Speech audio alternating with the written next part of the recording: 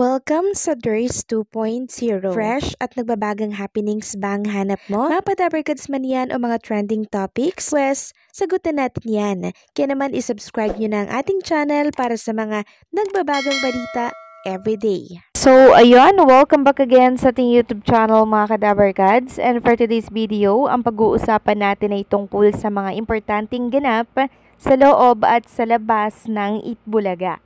At unahin na nga nating pag-usapan itong nangyari po kanina sa The Clones Dabarkads Choice Grand Finals. Sobrang hindi po in-expect ng marami itong magiging resulta po ng mga judges. Kasi meron pong nag-tie with an average of 97%. So, ang una pong inanunsyong winner ay si Matt Monroe at nakita ko nga po yung kasiyahan ni Matt Monroe nang makapasok po siya sa Grand Showdown para sa Sabado. At second po na announcement, dito na po talaga kinakabahan yung mga natira mga kadabarkads.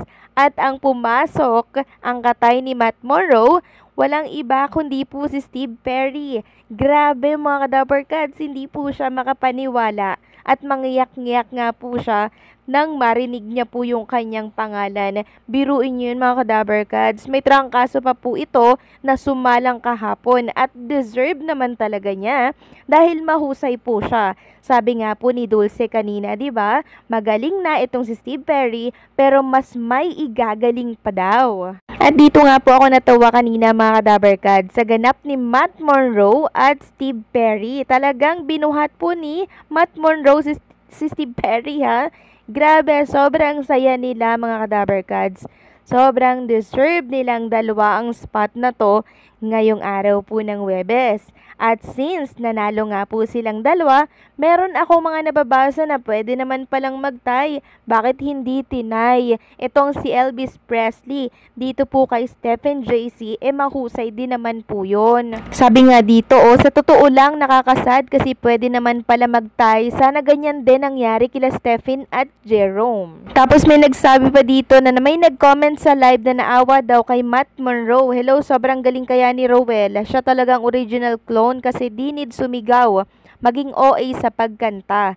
Napakalinaw ng words. Basta may something sa batang to, pag kumanta, deserve niyang manalo. Congratulations, Rowell Carino. And also, kay Steve Perry, deserve niya naman talaga din po na manalo. At itong si Rowell Carino, napaiyak niya po si Ma'am Dulce at yung iba pa pong mga judges. Kasi nga po napakahusay din po nitong kumanta at deserve nila ang spot para makasali at makasama sa Grand Showdown sa Sabado. Kaya congratulations sa inyong dalawa. At kanina din nga mga kadabarkads, after po ng announcement, agad din pong nag-post ang tita po ni Rowell Carino. Sabi niya, congratulations Rowell Carino, you nailed it again anak. Our family is so proud of you and will always be. So ito po palang si Rowell Carino at si Steve Perry mga kadabarkads ay very close backstage. Nakita ko nga po yung ilan sa mga picture nila together.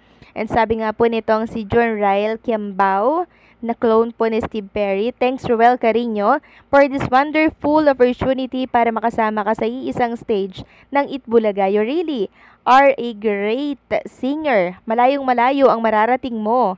God bless you. And also, bago po lumaban itong si Steve Perry or si June Ryle, sabi niya dito, thank you Lord sa second chance na ibinigay mo sa akin from 9th place. Umangat ako sa 5th place. Salamat po sa lahat ng effort ninyo sa pagboto sa akin. Hindi ko po sasayangin ang pagboto ninyo. Ibibigay ko ang 100%.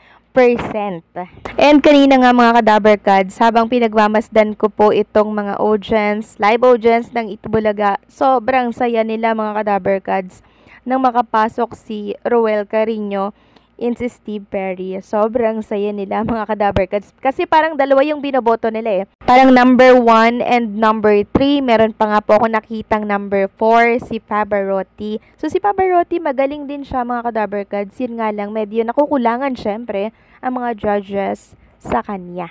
Samantalang next topic naman, pag-usapan natin ang tungkol dito kay Elvis Presley. So kanina sa previous update natin, natalakay po natin doon yung pagbabalik niya po sa araw ng Sabado, which is magaganap po itong Grand Showdown. Magbabalik siya pero hindi po sa The Clones, okay? Magbabalik po siya doon dahil meron po siyang special production number para po sa Itbulaga, mga Kadaberkads. Yun po yun. Meron kasing nagsasabi na scam daw, hindi daw totoo. Well, tingnan nyo na lamang po sa Sabado kung scam nga talaga yung sinasabi natin dito. Magkano bang pusta nung nagsasabing scam daw yung pagbabalik nitong si Elvis Presley sa Itbulaga? And kanina, kinumpirma na din po yan ang makakasama po ni Elvis Presley sa Itbulaga by Saturday. Isa rin po itong clone, mga Kadaberkads. Sabi niya dito, mga Kadaberkads, while there is a lull in the recording session, nag-trip kami ni Jerome E. Miklat na kumanta ng Elvis Classic.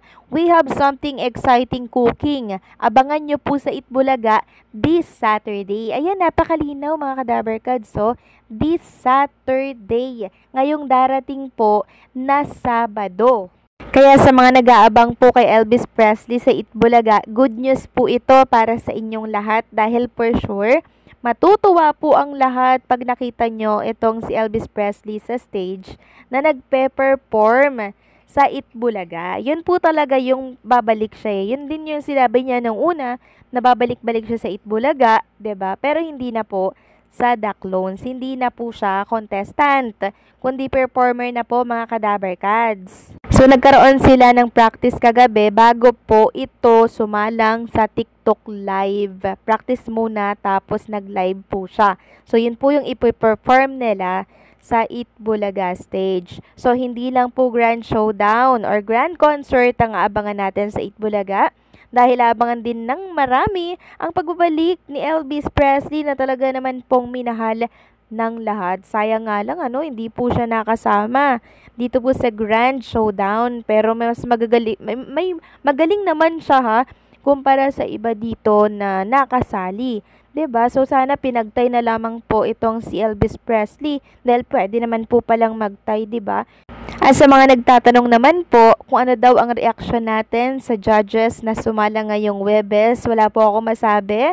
Okay na okay sila at very cool lang po nilang tatlo. And also alam po nila yung classic, ha? Alam po nila na mahirap po talaga ito kahit na OPM silang lahat.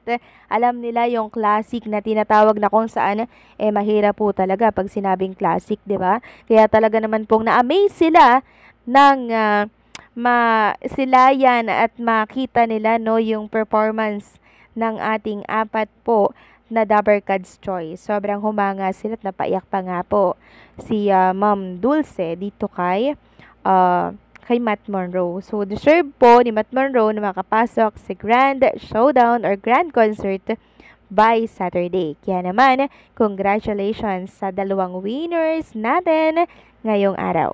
So, anong say nyo dito, mga Kadaberkads? Please comment down below at huwag kalimutang mag-like at i-share ang update natin ito. Maraming salamat.